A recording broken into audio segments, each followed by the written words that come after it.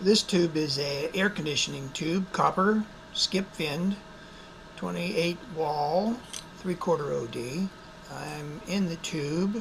I'm strobing through and looking for the circumferential crack, and I'm going to strobe back and forth a few times and watch the lavender and the blue signal go from upper left to lower right, not losing any peak-to-peak voltage. And the other thing I want to point out is that the amplitude, which is the orange, and the green signal, which is the differential, is off scope. And if you have a crack in the landed area, which this does, you'll not see it except by the T5. That's the purpose of this demonstration, is to show the value of the T5 probe. Now I'm going to stop that, slow it down, capture it, see if I can put on the screen here and show that.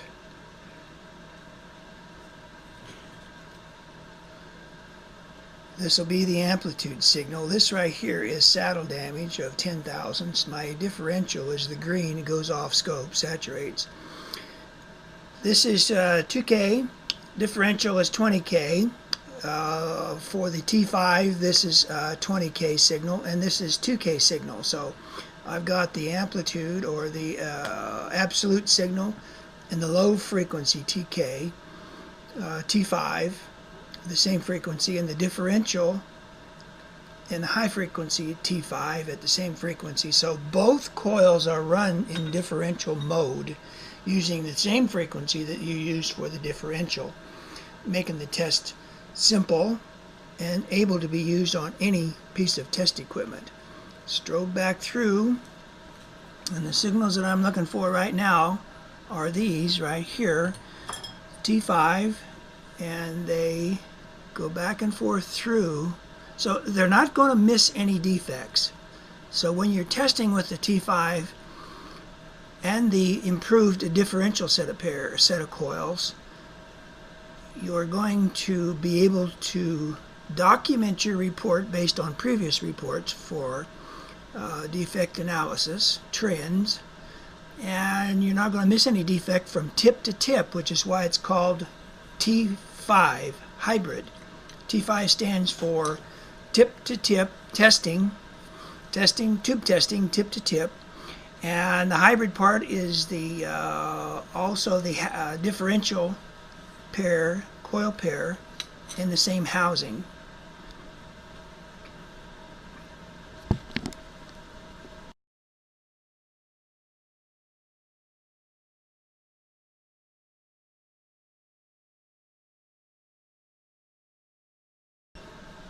This is another air conditioning tube. It's this free span area. It has an OD ring of 360 degrees around, and then OD hole 50% through, OD flat bottom hole 50%, two through-all holes of different sizes, and two ID pits cut into the inside of the tube itself. So here's what that standard looks like, and I'll strobe it. There's out the tube, and that's what I'll stop that to show you more. But here's the thing I want to point out. Here is the OD ring on the absolute, the orange signal, and the differential, which is the green signal, showing major metal missing, yet the two lower dots, the T5, have a horizontal movement, which is a residual left over from the machining on that tube itself.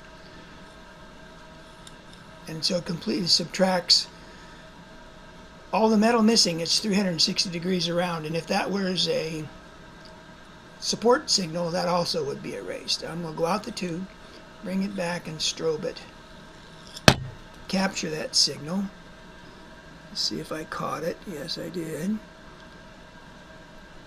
So then I'm going to bring it up, put my cursor on it.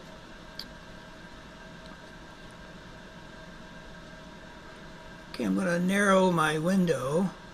I'm going to narrow the cursor so I can get a better view.